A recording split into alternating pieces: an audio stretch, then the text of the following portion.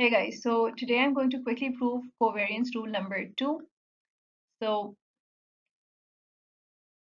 according to covariance rule number 2, if we have a situation where y is equal to b times z, so y is a random variable which is equal to a constant, that is b, multiplied by another variable.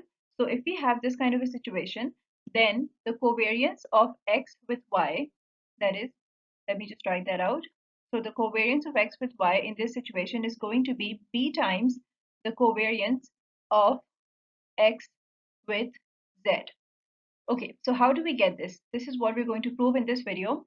So first of all, notice that if y is equal to b times z, then mu y is going to equal b times mu z. Okay, so this follows from this.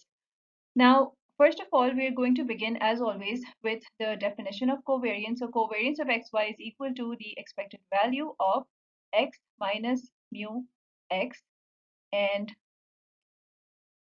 into y minus mu y.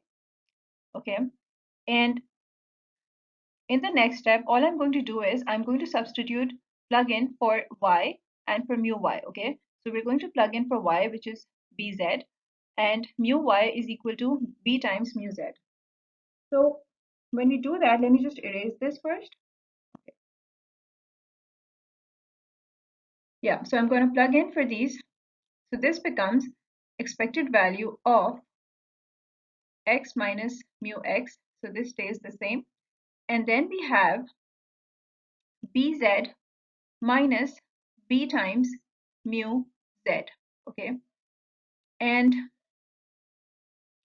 now since b is a common term over here, so we can bring it out.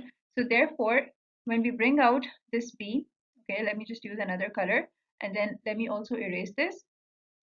Okay, cool. So when we bring out this b, what we're left with is b times the expected value of x minus mu x times z minus mu z. Okay, that's what we're left with.